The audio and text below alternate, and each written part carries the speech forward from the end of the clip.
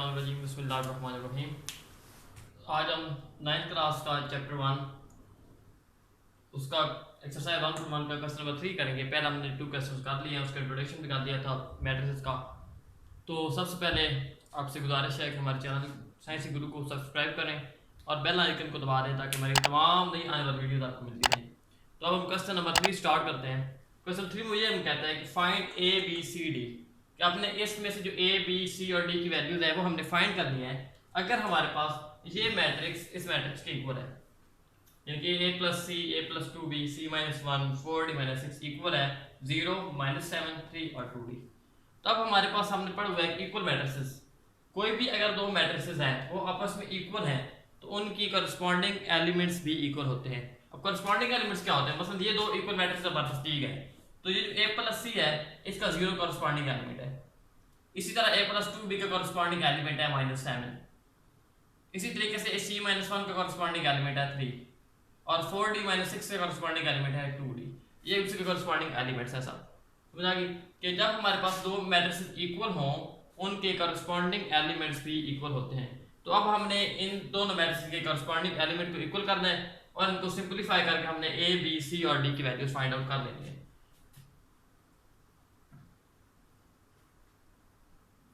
तो हम question start करते हैं। तो सबसे पहले a प्लस सी, ये दोनों इक्वल मैट्रिसेस आपके दरमियान में इक्वल का निशान नजर आ रहा है। तो अब हमारे पास a प्लस सी का करस्पॉन्डिंग एलिमेंट बता दिए कि 0 है, तो a प्लस सी बराबर होगा 0 के। क्यों? क्योंकि ये दोनों इक्वल मैट्रिसेस हैं, लिहाजा इनके करस्पॉन्डिंग एलिमेंट्स इक्वल होंगे। इसी तरह a प्लस 2b का करस्पॉन्डिंग एलिमेंट है -7, तो a प्लस 2b बराबर होगा -7 के। इसी तरीके से c माइनस 1 का करस्पॉन्डिंग एलिमेंट है 3, तो c माइनस 1 इक्वल होगा 3 के। और 4d माइनस 6 से करस्पॉन्डिंग एलिमेंट है 2d, तो 4d माइनस 6 इक्वल होगा 2d के। That's clear. ये 4 इक्वेशन बन गई। इसको हम इक्वेशन 1 कह देते हैं, इसको इक्वेशन 2 कह देते हैं, इसको इक्वेशन 3 कह देते हैं, इसको इक्वेशन 4। अब हमारे पास ये इक्वेशन 1 है, इसमें a प्लस सी इक्वल 0 है, इसमें a भी है c भी है। तो हमारे पास अभी दोनों की वैल्यू हम इकट्ठी फाइंड आउट नहीं कर सकते। इसमें a और b है, इस लास्ट में d है, इसमें c है। तो अब हमारे पास क्वेश्चन नंबर 3 को हम फर्स्ट ऑफ ऑल यूज करेंगे और सबसे पहले हम c की वैल्यू फाइंड आउट कर सकते हैं क्योंकि हम वो फाइंड आउट कर सकते हैं। तो फ्रॉम इक्वेशन 3 हम लेते हैं, वहां पे क्या है c minus 1 is equal to 3 है। अब हमें c की वैल्यू फाइंड आउट करनी है, तो -1 को हमें नहीं चाहिए साथ में, फिलहाल -1 को बराबर की दूसरी साइड पे लेके जाएंगे। जब -1 को बराबर की दूसरी साइड पे लेके जाएंगे तो ये +1 हो जाएगा। c इज इक्वल टू 3 + 1 और 3 + 1 इज इक्वल टू 4 होता है। तो c की वैल्यू हमारे पास आ गई 4। कुछ समझ आई इसकी? नेक्स्ट हमारे पास d, अगर हम इक्वेशन 4 को यूज करें तो हम d की वैल्यू फाइंड आउट कर सकते हैं फ्रॉम इक्वेशन 4। अब इक्वेशन 4 हमारे पास क्या है? 4d minus 6 is equal to 2d। 4d minus 6 is equal to 2d। अब d वाली दोनों को एक साइड पे कर देंगे और कांस्टेंट को दूसरी साइड पे। तो यहाँ पे 4d है, अब ये 2d है, तो इधर आके -2d हो जाएगा। इज इक्वल टू ये -6 है, इसको दूसरी साइड पे लेके जाएंगे तो ये +6 हो जाएगा। अब 4d और 2d ये दोनों एक साथ +x और माइनस हो जाएंगे। 4d में से 2d माइनस करेंगे तो 2d आ जाएगा इज इक्वल टू 6। अब हमें d की वैल्यू फाइंड आउट करनी है, तो अब 2d के साथ मल्टीप्लाई है, उधर आके डिवाइड हो जाएगा। तो d is equal to 6/2, 2 1 2 2 3 6। d की वैल्यू हमारे पास आ गई 3। क्लियर है? हमने c की वैल्यू फाइंड आउट कर ली, d की वैल्यू भी। अब a और b रह गई। अगर हम इक्वेशन 1 को यूज करें, इक्वेशन 1 क्या है हमारे पास? फ्रॉम इक्वेशन 1 है हमारे पास a plus c is equal to 0। a plus c is equal to 0। अब हमारे पास a की वैल्यू हमें अगर फाइंड करना चाहे, हमारे पास c की वैल्यू हमें पता है, हम c की वैल्यू 4 फाइंड आउट कर चुके हैं। तो लिहाजा हम इस इक्वेशन में c की वैल्यू पुट करके हम a की वैल्यू आसानी से फाइंड आउट कर सकते हैं। a plus c equal to 0 है, a प्लस c क्या है हमारे पास? 4। a plus 4 is equal to 0, ये +4 है, इधर -4 हो जाएगा। a is equal to -4 plus 0। -4 पे 0 ऐड करें या माइनस करें कोई फर्क नहीं पड़ेगा, a की वैल्यू आ जाएगी -4। क्लियर है यहाँ तक? अब हमने लास्ट a c और d की वैल्यू फाइंड आउट कर दी। अब हमने b की वैल्यू फाइंड आउट करनी है। तो b की वैल्यू फाइंड आउट करने के लिए हम क्वेश्चन नंबर 2 यूज करेंगे क्योंकि b क्वेश्चन नंबर 2 में मौजूद है। फ्रॉम इक्वेशन 2, अगर इक्वेशन 2 को हम यूज करें तो a plus 2b equal to -7 है। अब हमें बी चाहिए, तो बी वाली इसी तरह ए को हम उठा के इस साइड पे ले जाएंगे बराबर दूसरी साइड पे, तो 2b इक्वल हो जाएगा -7 a प्लस क्या इधर आके -7 और -a माइनस इंटू ए की वैल्यू हमने क्या निकाली है, ए की वैल्यू है -4, -7 -4 2b इक्वल टू, अब हमारे पास इसको हम थोड़ा सा साइड पे कर लेते हैं, तो 2b इक्वल टू -7 + 4, एक माइनस का एक प्लस का है, दोनों माइनस हो जाएंगे, 7 में 4 निकालेंगे 3, अब बड़ी रकम के साथ माइनस है तो -3 आ जाएगा। हमने b की वैल्यू फाइंड आउट करनी है, 2 मल्टीप्लाई दूसरी साइड पे डिवाइड हो जाएगा, b इक्वल टू -3/2, जी हमने वैल्यू फाइंड आउट करनी। अब हमारे पास चार वैल्यू फाइंड आउट हो चुकी है, क्लियर है। इनके सबसे पहले हमारे पास दो मैट्रिसेस इक्वल थे, उन्होंने कहा था ए बी सी डी की वैल्यू फाइंड आउट करें। हमने क्या किया, हमने दोनों मैट्रिक्स इक्वल लिखे, हमें पता था कि हमने इसकी डेफिनेशन में पढ़ा था कि कोई भी दो मैट्रिक्स इक्वल हो सकते होते हैं, सबसे पहले इनके जो होता है ऑर्डर सेम होना चाहिए और उनके करस्पॉन्डिंग एलिमेंट्स इक्वल होने चाहिए। ऑर्डर इसका भी 2/2 है, इसमें 2 रोज 2 कॉलम है, इसमें 2/2 है, 2 रोज 2 कॉलम। तो हमारे पास इसके हमने करस्पॉन्डिंग एलिमेंट्स इस फर्स्ट का ये फर्स्ट होता है, सेकंड का ये सेकंड, इस थर्ड का ये थर्ड, फोर्थ का फिर फोर्थ। तो इन करस्पॉन्डिंग एलिमेंट्स इक्वल करके हमने 4 इक्वेशन बना ली, उन 4 इक्वेशन को सिंपलीफाई करके हमने ए बी सी और कुछ ना कुछ मैट्रिसेस की डेफिनेशन पढ़ेंगे जो कि आपको एक्सरसाइज 1.2 में बहुत ही फायदेमंद होगी। तो सबसे पहले डेफिनेशन है हमारे पास row matrix. What is row matrix? Matrix having one row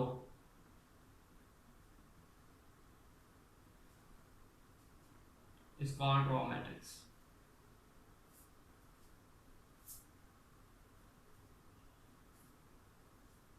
समझ आ गई कि कोई भी हमारे पास ऐसा मैट्रिक्स जिसमें रॉ एक होना चाहिए, कॉलम्स जितने मर्जी हो जाएं, रॉ हमारे पास 1 हो तो उसका रॉ मैट्रिक्स बोलते हैं। फॉर एग्जांपल हमारे पास ये ए मैट्रिक्स है 5 -7 9, तो इसमें हम रॉ मैट्रिक्स बोलेंगे क्योंकि उसमें एक ही रॉ है। फॉर एग्जांपल डी मैट्रिक्स है हमारे पास 5 -8 10 14, तो इसमें 3 कॉलम है, इसमें 4 कॉलम है, रॉ एक ही है। जब रॉ एक ही होती है किसी मैट्रिक्स में उसको हम रॉ मैट्रिक्स बोलते हैं। नेक्स्ट है हमारे पास कॉलम मैट्रिक्स। कॉलम मैट्रिक्स क्या होता है?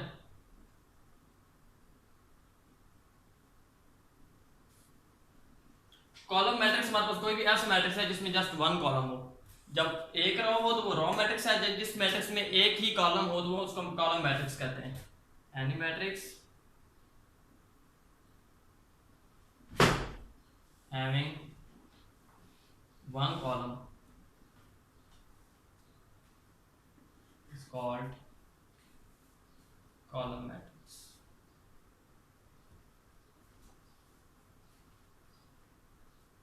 फॉर एग्जांपल हमारे पास ये अगर ए मैट्रिक्स हम इस तरह लें -5 5 4 3, ये हमारे पास कॉलम मैट्रिक्स होगा क्योंकि उसमें एक ही कॉलम नजर आ रहा है आपको।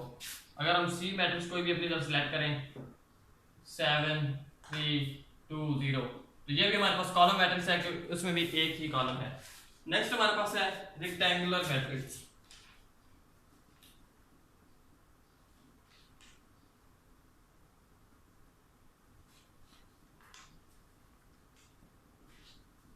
रेक्टेंगुलर हमारे मैट्रिक्स मतलब कोई भी ऐसा मैट्रिक्स है जिसमें नंबर ऑफ रोज और नंबर ऑफ कॉलम इक्वल ना हो। अगर कोई भी ऐसा मैट्रिक्स है कि जिसमें नंबर ऑफ रोज और नंबर ऑफ कॉलम इक्वल नहीं है उसको हम कॉलम मैट्रिक्स कहते हैं, रेक्टेंगुलर मैट्रिक्स है। सॉरी, नंबर ऑफ रोज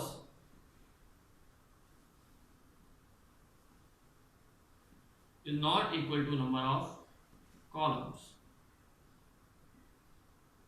क्योंकि कोई भी ऐसा मैट्रिक्स है जिसमें नंबर ऑफ रोज और नंबर ऑफ कॉलम इक्वल नहीं है तो उसको रेक्टेंगुलर मैट्रिक्स कहते हैं। फॉर एग्जांपल अगर हमारा मैट्रिक्स ए है इस तरह,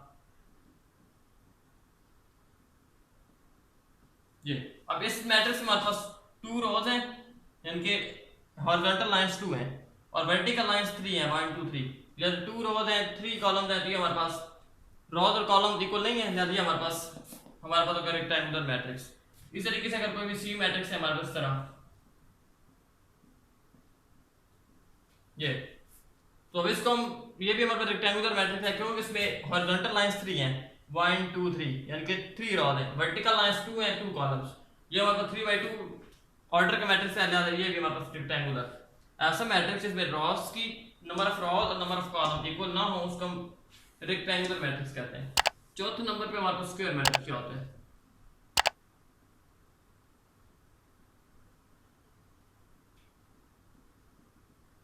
स्क्वायर मैट्रिक्स कोई भी हमारे पास ऐसा मैट्रिक्स होता है जिसकी नंबर ऑफ रो और नंबर ऑफ कॉलम हमारे पास इक्वल हो। जिस मैट्रिक्स में रोज की तादाद और कॉलम्स की तादाद इक्वल हो उसको हम स्क्वायर मैट्रिक्स कहते हैं।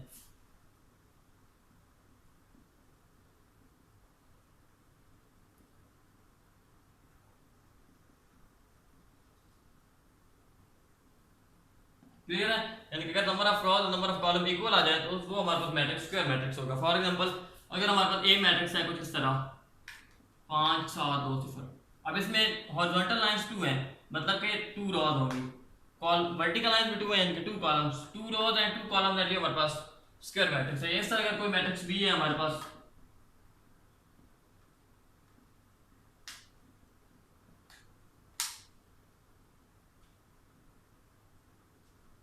अगर कोई मैट्रिक्स भी है 5 7 9 3 2 1 -1 0 और -7, तो इसमें आपको नजर आ रहा है कि इसमें 3 रोज हैं, 1 ये 2 और ये 3, ये फर्स्ट रो, ये सेकंड रो, ये थर्ड रो, और कॉलम भी 3 है 1 2 3, तो ये हमारे पास स्क्वायर मैट्रिक्स। क्लियर है कि जिसमें नंबर ऑफ रोज और नंबर ऑफ कॉलम इक्वल ना हो वो रेक्टेंगुलर मैट्रिक्स होता है, जिसमें number of rows number of columns equal आ जाए वो स्क्वायर मैट्रिक्स होता है। नेक्स्ट नल और जीरो मैट्रिक्स 5 नंबर पे हमारे पास ये आएगा। तो जीरो या नल मैट्रिक्स कोई भी ऐसा मैट्रिक्स है जिसमें तमाम एंट्री जीरो हो, कोई भी ऐसा मैट्रिक्स जिसकी जितनी भी एंट्रीज हैं तमाम की तमाम एंट्री जीरो हो तो उसको हम नल मैट्रिक्स कहते हैं। फॉर एग्जांपल ए मैट्रिक्स के बराबर है, ये हमारे पास जीरो मैट्रिक्स होगा। इसी तरीके से अगर कोई बी मैट्रिक्स बराबर है तो ये दोनों नल मैट्रिक्स हैं, ये जीरो मैट्रिक्स इसको बोलते हैं, क्यों? क्योंकि इसमें तमाम एंट्री जीरो है। नेक्स्ट हमारे पास 6 नंबर पे है ट्रांसपोज ऑफ मैट्रिक्स।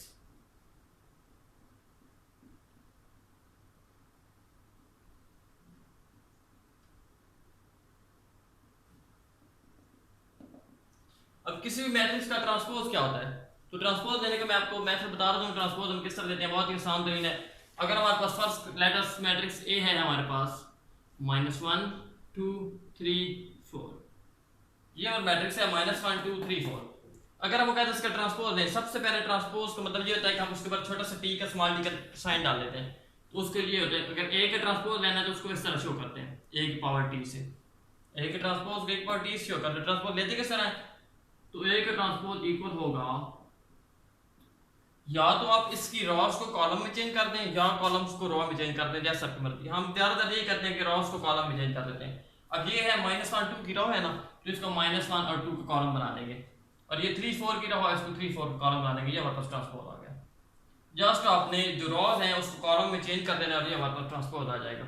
क्लियर है कि ट्रांसपोज में सिर्फ रॉस को कॉलम में चेंज करना है। तो और इसको छोटा सा टी ऊपर डाल देते हैं ट्रांसपोज को शो करने के लिए। हमारा ए मैट्रिक्स था -1 2 3 4, ये -1 2 की रो को हमने -1 2 का कॉलम बना दिया और 3 4 की रो को हमने 3 4 का कॉलम बना दिया, मतलब ट्रांसपोज आ गया। So transpose a matrix obtained by changing rows into columns or column into rows, या ऐसा मैट्रिक्स जो हमें रो को कॉलम में चेंज करने से मिले या कॉलम्स को रो में चेंज करने से आए, वो ट्रांसपोज मैट्रिक्स है। नेक्स्ट हमारे पास 7वें नंबर पे है negative of matrix.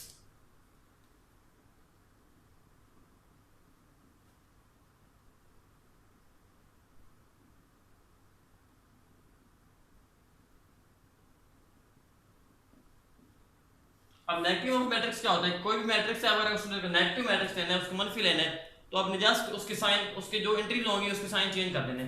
For example अगर ए है ना हमारे पास मैट्रिक्स,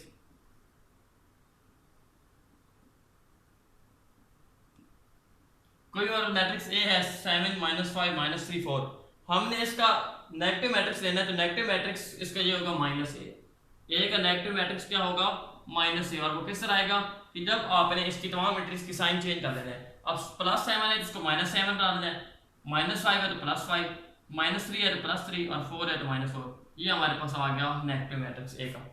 क्लियर है कि ए मैट्रिक्स 7 -5 -3 4 है, उसके बाद आपने नेगेटिव मैट्रिक्स बनाना है, तो उसमें से आपने सिंपल ए का नेगेटिव मैट्रिक्स -a आ जाएगा और आपने जस्ट अंदर वाले तमाम एलिमेंट्स की तमाम एंट्रीज की साइन चेंज करने हैं और आपको नेगेटिव मैट्रिक्स अचीव हो जाएगा। 8 नंबर पे हमारे पास डायगोनल मैट्रिक्स। तो डायगोनल मैट्रिक्स क्या होते हैं, कोई भी हमारे पास ऐसा मैट्रिक्स जिसमें कोई भी स्क्वायर मैट्रिक्स वो होता है कि जिसमें नंबर ऑफ रोज और नंबर ऑफ कॉलम्स, हमेशा डायगोनल मैट्रिक्स के लिए आपने वो मैट्रिक्स लेना जो स्क्वायर हो। यानी कि जिसके नंबर ऑफ रॉज और नंबर ऑफ कॉलम्स इक्वल होने चाहिए। तो कोई भी ऐसा स्क्वायर मैट्रिक्स वो डायगोनल होगा जब उसकी जो एंट्रीज है डायगोनल एंट्रीज जीरो नहीं होनी चाहिए और जो डायगोनल के अलावा जितनी एंट्रीज हैं वो जीरो होनी चाहिए। फॉर एग्जांपल हमारे पास ये मैट्रिक्स ए है,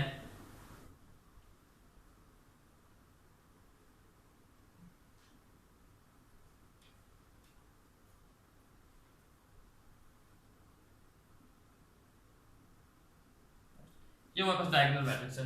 क्यों डायगोनल है? क्योंकि इसमें डायगोनल की जितनी एंट्रीज हैं वो जीरो नहीं होनी चाहिए और बाकी तमाम एंट्री डायगोनल के अलावा जीरो होनी चाहिए। ये हमारे पास ये भी छूट है कि वन डायगोनल एंट्री आपके पास जीरो नहीं होनी चाहिए, बाकी चलो दो हो भी जाए, one diagonal entry must be non zero, इनमें से कोई भी one diagonal entry non zero होनी चाहिए और डायगोनल के अलावा तमाम एंट्री जीरो होनी चाहिए। ऑल डायगोनल एंट्रीज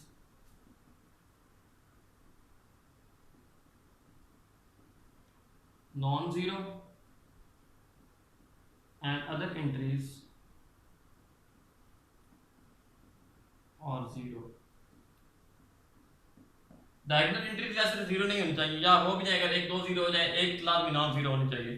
और डायगोनल के अलावा जितनी एंट्रीज हैं ये इसको हम डायगोनल बोलते हैं, ये जो चीज है ये डायगोनल है और इसके अलावा बाकी तमाम एंट्री जीरो हो तो ऐसे मैट्रिक्स को हम डायगोनल मैट्रिक्स कहते हैं। नेक्स्ट है हमारे पास 9 नंबर पे scalar matrix. What scalar matrix? Scalar matrix कोई भी ऐसा स्क्वायर मैट्रिक्स है जिसमें जो डायगोनल एंट्रीज हैं वो तमाम की तमाम सेम होनी चाहिए। यहाँ पे जो डायगोनल मैट्रिक्स में ये था कि डायगोनल एंट्री जीरो नहीं होनी चाहिए और स्केलर मैट्रिक्स में ये है कि डायगोनल एंट्री सेम होनी चाहिए और उसके अलावा तमाम एंट्री जीरो होनी चाहिए। और diagonal entries are same but all other entries are must be zero। यानी कि तमाम डायगोनल एंट्रीज सेम हो और डायगोनल के अलावा तमाम एंट्री जीरो हो तो उसको हम स्केलर मैट्रिक्स बोलते हैं। फॉर एग्जांपल ये हमारे पास अगर ये मैट्रिक्स है 5 0 0 0 5 0, अब ये हमारे पास डायगोनल एंट्री सब 5 5 है, बाकी तमाम जीरो है, तो इस किस्म के मैट्रिक्स को हम स्केलर मैट्रिक्स कहते हैं। लास्ट है हमारे पास 10 नंबर पे identity matrix.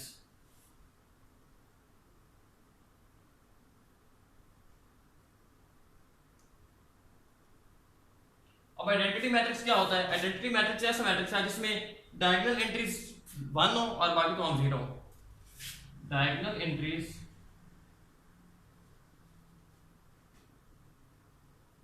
must be 1 and all other entries must be 0। यानी कि हमारे पास अगर कोई ऐसा मैट्रिक्स है जिसमें डायगोनल एंट्रीज लाजमी है 1 हो और बाकी तो हम 0 हो तो उसका आइडेंटिटी मैट्रिक्स कहते हैं। फॉर एग्जांपल अगर कोई भी ये मैट्रिक्स है 1 0 0 1, इसमें ये डायगोनल एंट्रीज 1 1 है बाकी 0 है डायगोनल मैट्रिक्स। तो आज हमने मैट्रिक्स की कुछ ना कुछ टर्म्स पढ़ी, यकीनन आपको समझ आ जाएगी। अगर कोई समझ नहीं आती तो कमेंट में लाजमी बताएं और नेक्स्ट लेक्चर में 1.2 एक्सरसाइज को इंशाल्लाह कंप्लीट कर देंगे। तब के लिए इजाज़त दीजिए, अल्लाह हाफिज़।